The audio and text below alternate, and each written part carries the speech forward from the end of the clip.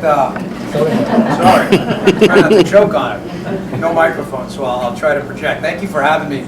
I apologize for being a little late. We were in Thurmont, and the parade was really crowded, so we got a good response. I think Thurmont's a pretty strong Republican area. I think we're okay there. But thanks for having me back.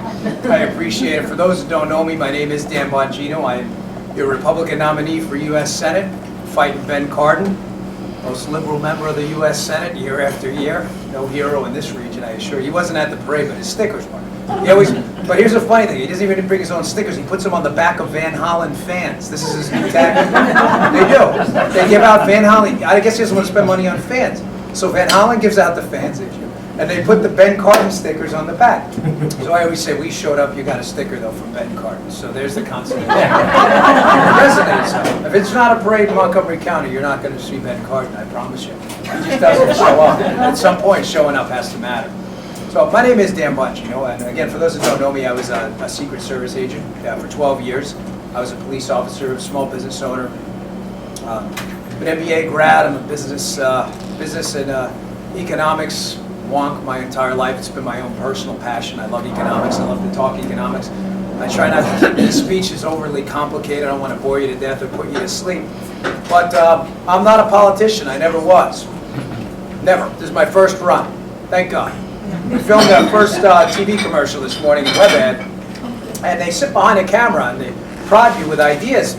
And they said, well, you have no political experience. What makes you think you could run for office? I said, what makes you think you could ask me that question? I said, I think the problem is too many people with political experience run for office. I mean, what does that teach you? Think about it. What's experience in politics? I'm not talking about the good politicians. We have a lot of good folks. You have a good government up here. But there are a lot of bad ones. What does that experience teach you? How to sell out? How to cut a deal? Well, I don't cut deals. I don't owe anybody anything. Our donors, many of them in this room, are all small donors.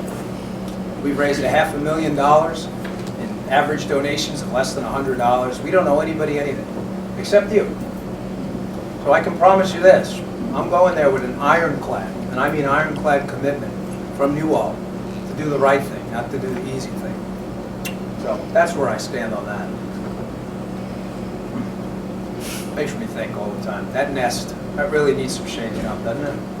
It's awful over there. 12 years working there. People ask me sometimes, why did you leave to run for office? You know, folks, if you were enmeshed in it like I was, but not contaminated by it, some of the things that you see are really disturbing. You're viewed at as pawns in a game you can't play. It's really sad what our government's come to. Let's get into some issues. Yeah, I always go off on these times. I get so angry at where we are right now. I can talk for days about how the sad predicament we find ourselves in right now.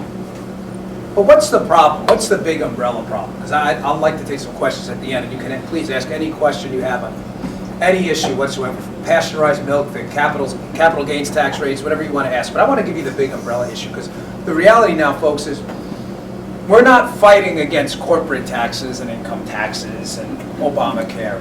We're not. You may think you are, but you're not. We're fighting an ideology. That's the problem. Now, the symptoms of that ideology are Obamacare, ever-increasing taxes, because keep in mind, your fair share is everything. They'll never give you a number, because that number is 100%. They'll never give you a number. Education policy run by the government. This is all a big umbrella ideology that says, Barack Obama and Ben Cardin know best. If you would just shut up and give us your money, your healthcare decisions, and your education policy, everything would be good. Now, I ask you first, where has that ever worked? Anyone? Does anyone in this room have an answer as to where top-down bureaucratic management in regards to taxation, healthcare, and education has ever worked? It hasn't. That's the ideology we're fighting. You know, Thomas Sowell, my favorite author, wrote a book. Some of you may have read it. It's called, I just bought my second copy, but I like the book so much, I like to keep a copy in my car, and I keep losing it. So I said, if I keep one in the car and one at home, I'll be okay. It's a book that'll change your life. It's called Vision of the Anointed. I tell you that because Thomas Sowell, rather eloquently in this book, summarizes the problem of the ideology we're fighting right now and the perilous point we're at. When he says vision of the anointed ones he's referring to are government bureaucrats. Folks, you have to understand that the argument about taxation is not really an argument about taxation. It's an argument about your economic liberty. If they are to tax you at ever-increasing rates, that is an ever-increasing amount of time that you work for someone else. Now keep in mind, there are components to taxation that increase your liberty. Taxes that pay for our military, taxes that pay for our police, fire, corruption-free court system. I mean, those are good taxes. I don't think any good Republican, I don't think any libertarian, matter of fact, I don't think anyone on the political spectrum says, oh, we don't need to pay taxes. That's not what Republicans ever argue. That's what the Democrats want people to believe. Oh, Republicans don't like government. No, we like good government. Democrats like all government, bad, good, or indifferent. There's a difference, folks. Now think about it. Again, the ideology we're fighting. Why do they keep making this tax argument? Where do they come up with these numbers? You know, we're going to get a tax avalanche in January. An avalanche. 21 new Obamacare taxes. Everybody's taxes are going up, by the way. Everyone. I want to be clear on that. This is not millionaires and billionaires. Everyone's taxes are going up. Why? Did they do some kind of economic analysis? The top marginal tax rate is going to be 39.6%. Where do you think they got that number? Anyone? Some scientific study? Just as good? The answer is, it doesn't matter. The only thing that matters to them is it's more than the rate we have now. That is it. The rate we have now is 35%. 39.6 is more. That's the only reason. They'll when it's 39.6, they'll pick 42.1. It doesn't make a difference. Under the Reagan years, this is a pretty stunning statistic to the utter failure of top-down spend and tax economics. It's not tax and spend. They spend it, they tax you later. Spend and tax economics. The top marginal tax rate under Jimmy Carter was 71%. Absolutely crushed our economy. You know what the take to the government fisc was, their tax revenue from income? $300 billion.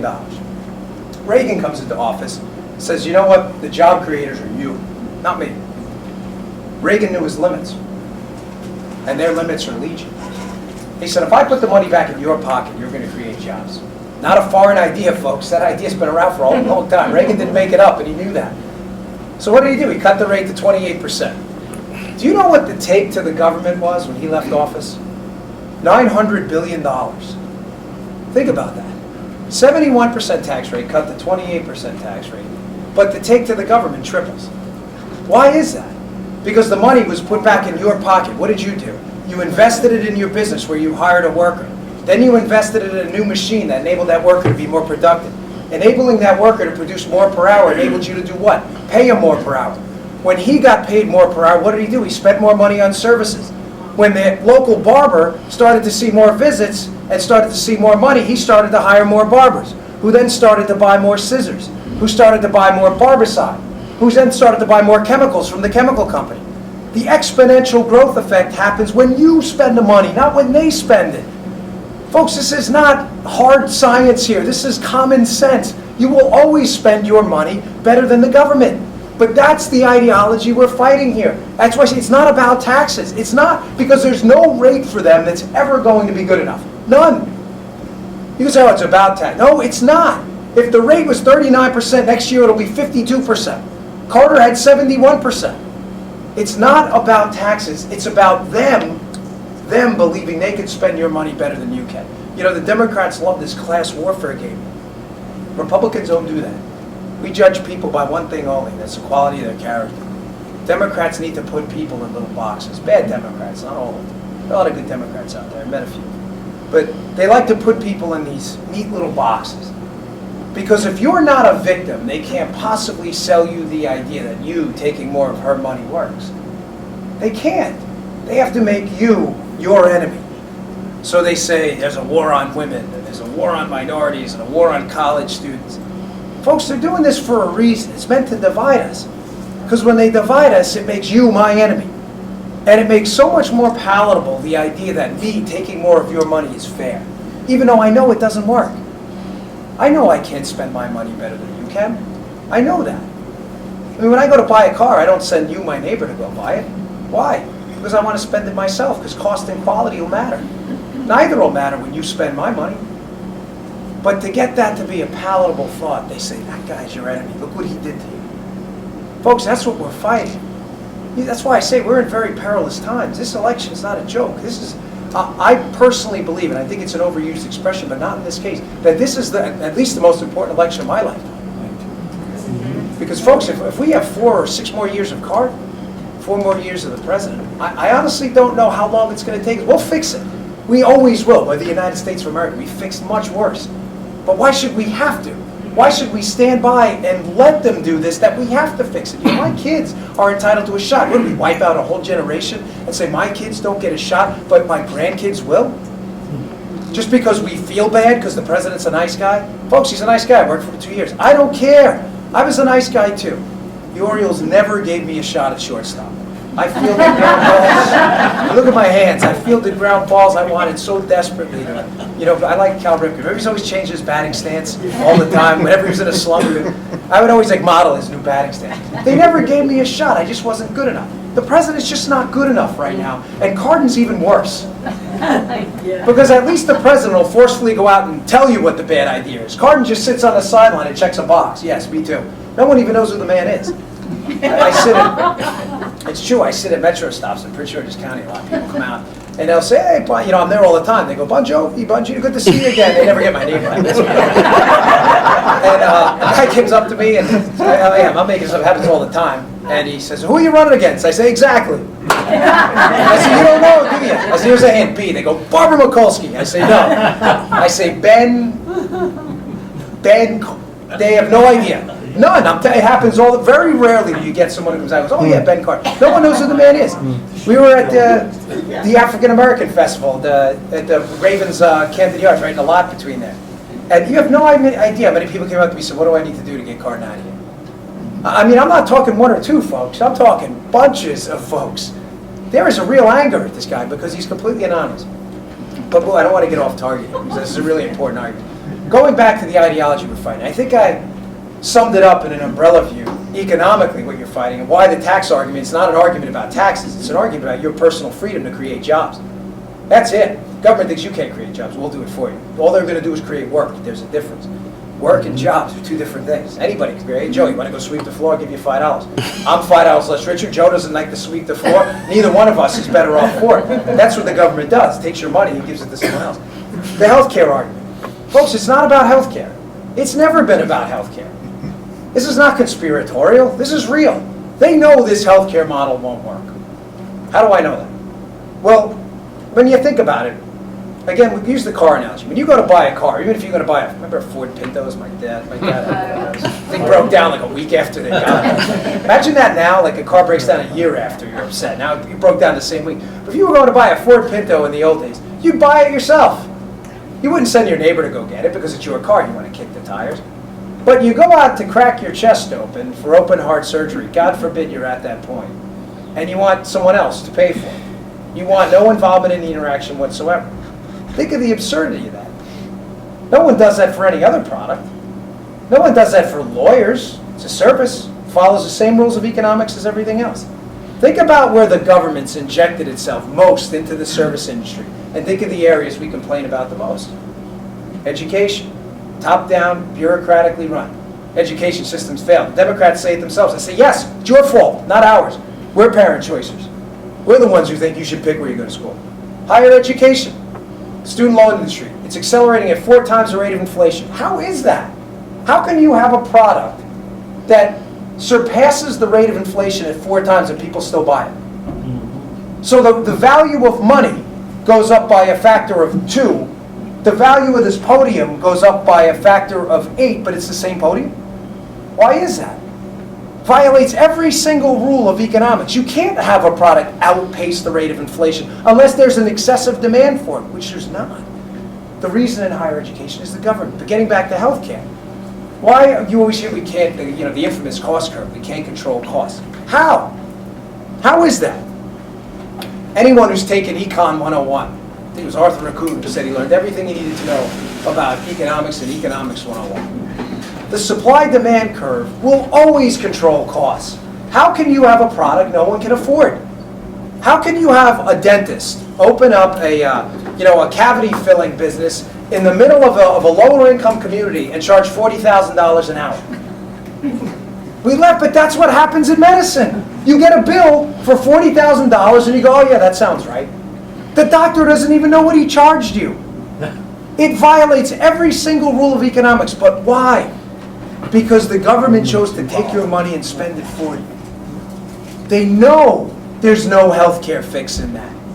So what's Obama's solution? And Cardin checking off the box like he always does? To let's put more government into it. Folks, you can either spend your money collectively as a country on medicine, or you can spend it collectively through someone else. It's the same money. There's no magic money. There's no helicopter. There's no Martian spaceship that's going to come down with new, fresh money for healthcare. It's your money. You can either spend it on healthcare, or you can give it to a government bureaucrat to spend on healthcare for you. That is it. There is no other fix. There's no magic pill. There's no magic potion. There's no magic answer. Anyone who tells you otherwise is lying. You can spend it or spend it inefficiently. The Republican solutions to healthcare are very simple. It wipes out all of your problems, pre-existing conditions, risk pooling, health status insurance, all in one fell swoop. It returns your tax money to you in the form of a means-tested voucher that lets you buy the same insurance plans Warren Buffett and Donald Trump have access to. You know, John Edwards said once there were two Americas. He was right, but he helped create it. Because what's going to happen to the citizens of Baltimore City, Prince George's County, some areas in Western Maryland that are struggling, is you're going to go to a government clinic while people who have money, middle class, upper middle class, and wealthy folks, go and do a cash transaction with their doctor. You're already seeing boutique medicine in Manhattan. So there are two Americans, but don't ever forget who created it. It wasn't Republicans. Remember, it's not about healthcare. It never was. It's about the ability to spend your money on healthcare and to tell you no. It always has been. Finally, education. I know it's a local issue, and it is a local issue. I mean that. I believe in subsidiarity. I believe that education should be as local as that school. I don't even believe in school boards. I believe that school board should be that school's board with those parents. Local control matters. Why do I bring up education, being that I'm running for the U.S. Senate? Well, I do feel a responsibility to talk about this issue because it's a bigger issue than people are letting you on to believe. Folks, we don't live in an industrial society anymore. We don't. We don't live in an agricultural society. There was not really a severe penalty for a poor education 100 years ago.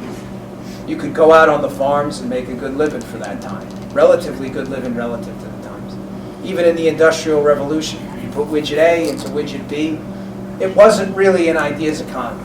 It was always a value in ideas, but the value wasn't as great as it is now. Why do I say that? We live in an ideas society right now. Robotics, manufacturing, technology, what Cato calls dematerialization, the ability to put 15 devices in one. Who carries around a camera anymore? Anyone? Who carries around an iPod? Anyone? No, it's all in your phone. So whereas they want you to believe there's an exponentially growing amount of stuff, there's not. It's actually decreasing. Because why do I say that? Because this was an idea. No farmer built this. This was an idea that required years and years of advanced level education from thousands upon thousands, if not millions of people in the productivity chain who input an idea into this to make this product. Not one person in this room, given nearly $1 trillion and all of the equipment in here, if I left you here for 100 years, could build this by themselves. Not one of you. Pick the smartest guy in this room, give you unimaginable wealth, every single product in you, but access to no one else. And no education. You could never build this. That's how important education is right now. I would debate you that it's more important right now than our debt. It's even more important than our healthcare system. Why do I say that? We have vast quantities of untapped intellectual wealth in struggling areas of the state. Baltimore City, enormous population. Losing population, but enormous nonetheless. Do you have any idea how many AIDS vaccines, iPads, new fuel technologies, next generation batteries, cures for cancer could have been created by the folks of Baltimore City if they had the same access to education that some of the folks in this room did? You still don't think it's an economic issue? Our country, if we were to reach 7% growth rates, I don't want to get too wonkish, but 7%, Chinese do 12. I'm not even believing the Chinese have their own problems, but you get my point. Just 7% growth rates. We did it under Reagan in 1984. For 10 years, we would double our real income in just 10 years. Real, not nominal, not inflation, real income. Meaning the average income in the United States is around $42,000. The average income here would be $84,000. Average in 10 years. Real money right now at 7% growth. Where's that growth hiding? It's hiding in Baltimore City. It's hiding in Prince George's County. I'm telling you that's where it is, and I can prove it because I'm a result of that. I grew up poor. You know, I ate Cheerios for dinner. I've told this story quite a bit. They weren't even Cheerios because we couldn't afford Cheerios. They were the O's. Remember, like the O's? You got them in a bag rather than a box. The bag was cheaper. We ate O's. We didn't know we were poor. Well, we kind of think we grew up a little bit middle class, and my parents divorced when I was 9, so I had a flavor. But you get used to being poor. You don't really know you're poor, right? Remember bazooka gum, 5 cents? That was like a big deal. Like, I got a bazooka today. You got the grape, let's trade. So we didn't have a lot of money. But how did I escape that? Why am I standing in front of you right now speaking about, you know, Keynesian economics and, you know, Austrian school economics and, you know, productivity curves and things like that? But because, you know, my mother was a great woman, so was my father, but there, you know, there was nothing unique about it. They were good middle-class Americans like everyone else. The reason is our public school is terrible. My mother wouldn't let that happen. So we had no money. She was a grocery store clerk, and she went to the local Catholic school. And my uncle had went there. He had died in Vietnam, so they kind of had a soft spot for our family. And they took me and my 2 brothers on as a charity case. We paid sometimes. Sometimes we didn't. I mean, we were there about, I think, 5 years. And, you know, some years we just passed, and some years we paid. Sister Jane Creighton was the principal. I remember that. She was strict with me all the time. Daniel, always smacking you with the ruler. I don't think they could do that anymore. But I got out of there. And I got out of there with a great education. But I got out of there with the foundations for a future education and the ability to go to, you know, I graduated from Penn State at the top of my class in finance doing Black-Scholes equations and an Excel spreadsheet that would have never been thought of when I was in St. Pancras as a kid. How did I do that? I only did it because I had access to that same quality education those kids don't have. I bring it up in this room because that's the ideology we're fighting. No matter what, hard liberals, not all Democrats, because there are some Democrats who've come forth on this issue, and we have to respect that. But hard liberals will never give those kids a shot, because you can't make victims as easily out of people who realize your whole ideology is a charade. When people get that first check and they're making that $100,000 as an engineer at Microsoft, all of a sudden that idea of stealing your neighbor's tax income because you don't think he's working so hard doesn't make so much sense because you're that neighbor. It's an old thing Milton Friedman used to say, you know, the great failure of redistributionist economics is you think you're spending your neighbor's money, but he's saying the same thing. That's the failure. They want this system to stay stagnant. They know the minute we institute a system of systemic parent choice, the whole monopoly collapses. The ability to indoctrinate children into these nonsensical ideas, you know, the ability to give you almost a substandard education and blame someone else for it ends. Look at what's happening in Louisiana. Wait, because those kids don't look like some of us in this room. Those kids are any different. We don't think that way. Some people do. Folks, those kids are no different. You know, I'll leave you on this topic with this statistic, and it should really scare you. There are 20,000 public high schools in the country. Jason Riley of the Wall Street Journal wrote this. It was astounding. I never forgot this. Out of those 20,000 high schools, just 2,000 are responsible for half the dropouts. If you're black, you have a 50% chance of sending your kid to one of those schools. Folks, you would be burning down the courthouse right now if that was the case here. And they would in Anne Arundel County as well. And that's why I have no problem whatsoever walking proudly into Baltimore City and saying, I represent your ideas. You may have been told otherwise, but I don't care. I'm here. Ben Cardin's not. And it matters. They listen because there's no they. It's just us. There is no they. They want you to believe that. Finally, to wrap this up, Maryland, tough state. A lot of you folks in this room, Mr. Brinkley, Kirby, Joe, you, Steve, Fred, you guys have been fighting these fights, you know, for a long time. I know that. Dick, I know Dick for a long time. I'm not here to lecture anyone. I haven't earned that right. I'm just a 37-year-old guy who really got fed up with the system. I left everything for this, and I don't regret that decision one minute. But do not forfeit your state, ever. You are not making a point if you think that either not voting or I'm going to move. Folks, if you have a business and you're going to go out of business because of our absurd level of taxation, I understand that. But I've been out here now for 15 months, and I get quite a bit. We're just leaving. We feel like we're making a point. You're not. You know why you're not? Because the other side doesn't see it that way. The other side, whenever you're doing what they want you to do, chances are you're not doing the right thing. They want you to do that, because you know what's going to happen? You cede Maryland, you know what happens?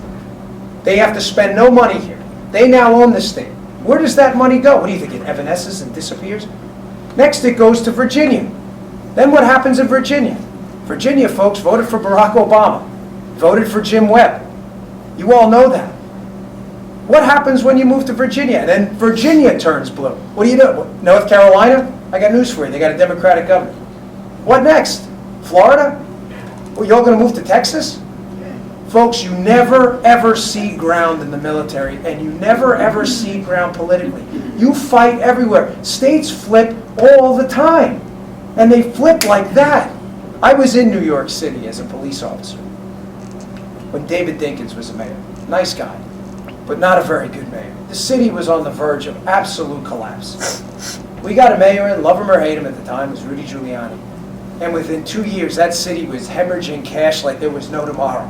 They couldn't hire enough people. We can fix this. We fixed this before. But if you cede ground and you stand by and do nothing, as these phonies, O'Malley and his clan of buffoons in the State House, overtake our state, you are making a catastrophic error. And it doesn't apply to anyone in this room because you showed up, but your neighbors complain. You better ask them the simple question. What are you doing? Not what are you talking about? Because if you're going to sit on your ass while we're out here working our butts off, you haven't earned the right to say a damn thing. Matter of fact, I'd rather you stay home.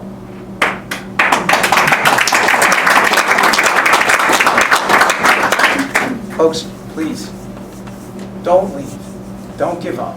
We can win here. Reagan won here. He won the state by almost 6 points. It was not a squeaker. Ellen Sowery won here before it was stolen from her. Our last governor, before Martin O'Malley, was a Republican. George H.W. Bush won this state. We can win. It is our home. It's worth fighting for. And I'm just asking for your help in continuing that fight. So thanks for having me.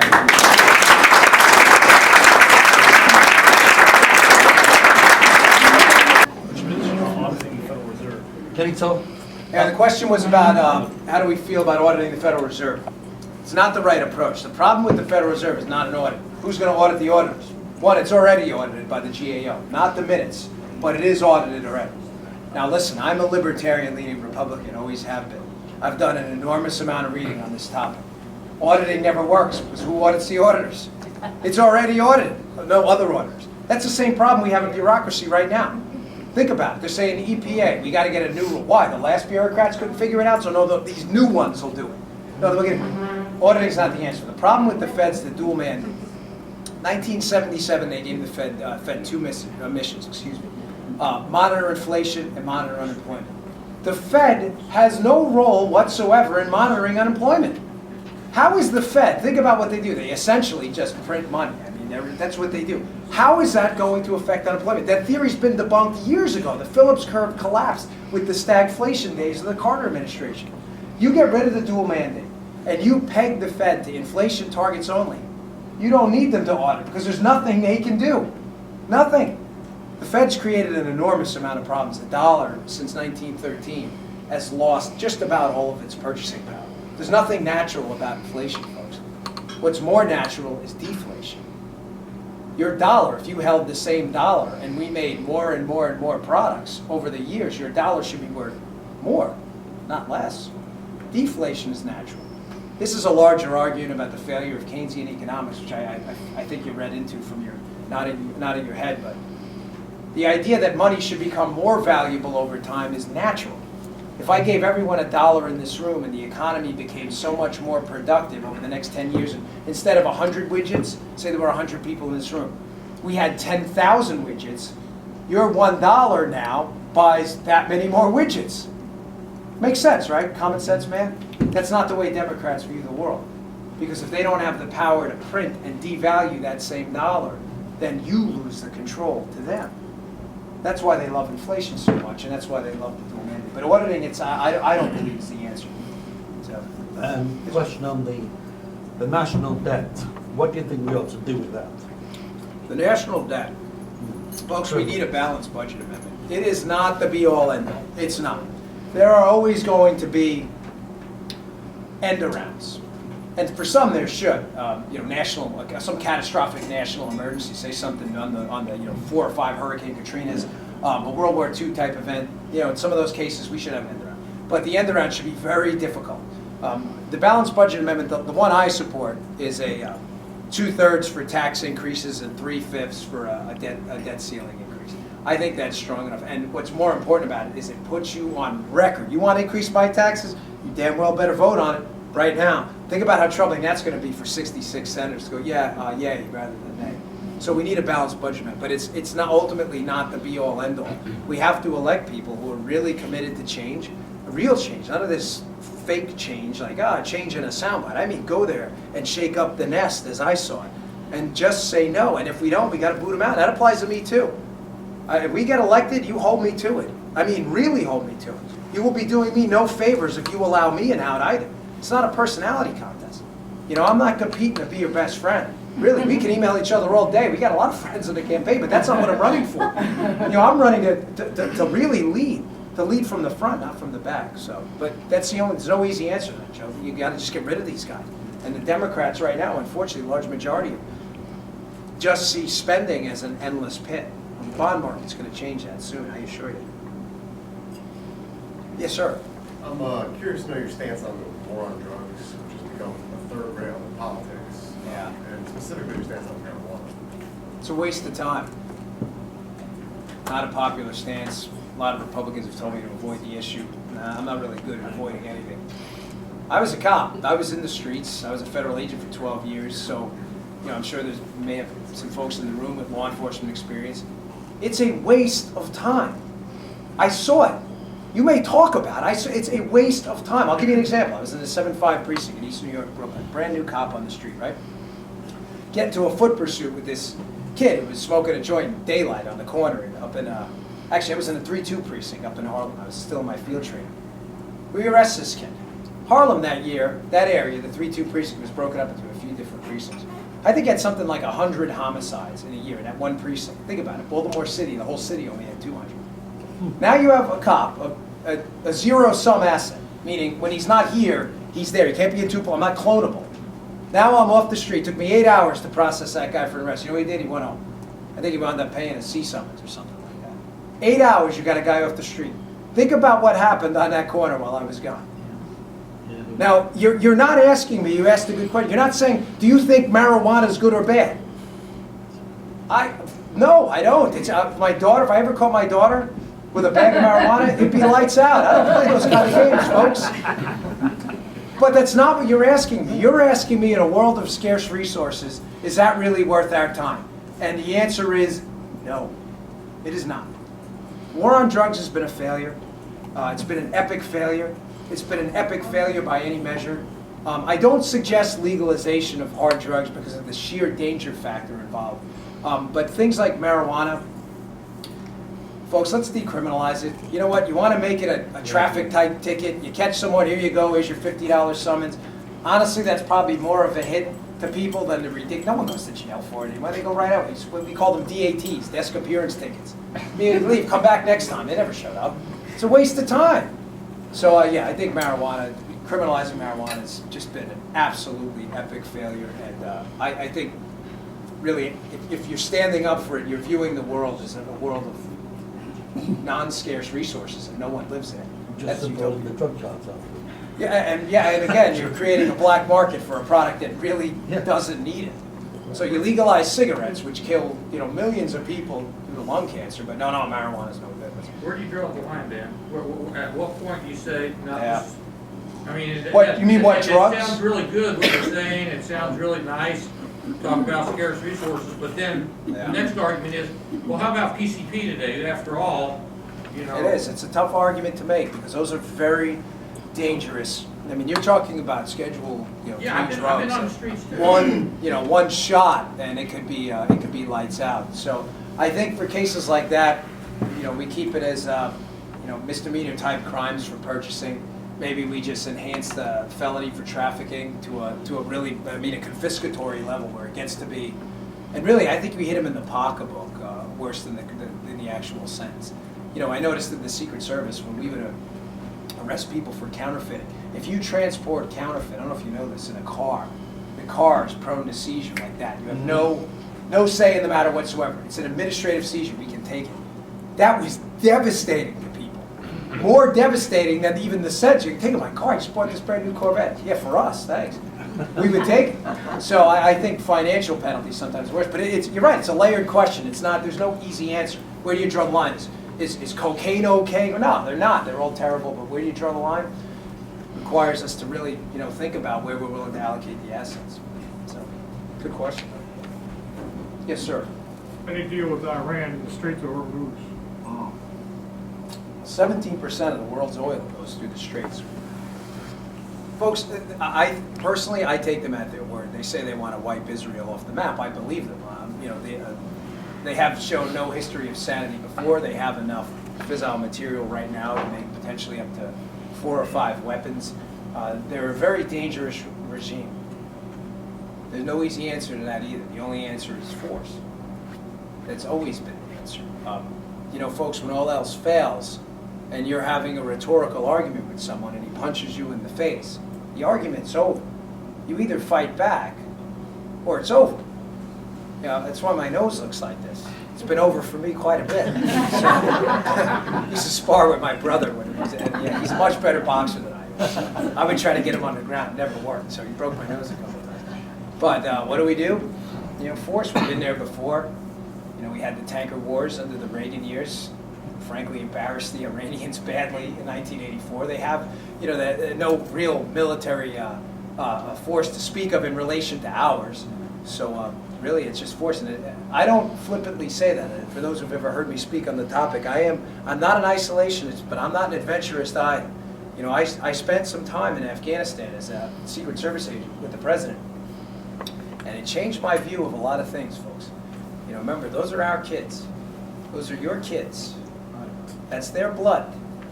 For folks over there who really have no semblance of what Afghanistan is.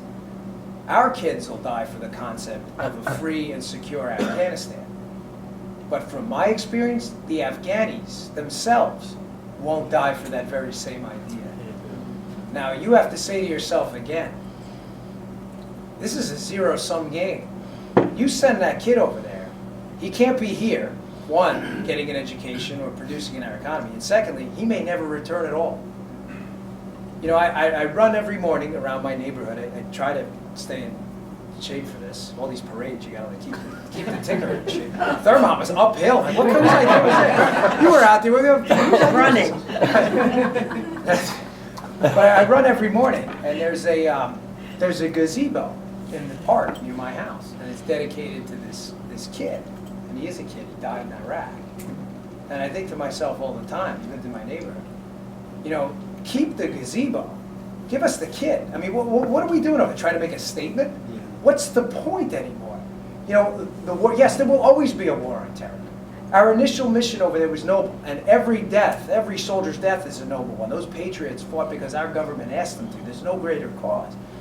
But I don't believe in adventurism. And not to get long on your Iran question, but when I say that force, I say that very cautiously. And I say that because the Iranians, I think the bottom line is if we pulled out of Afghanistan, responsibly, will there be a terrorist attack in the United States? Maybe, maybe not. But then, we may have to go back, but I'm just not willing forfeit your children's lives for a mission I'm not even sure exists anymore. No one can give you a metric for success. No one. And what is it, 250 Afghani policemen? Yeah.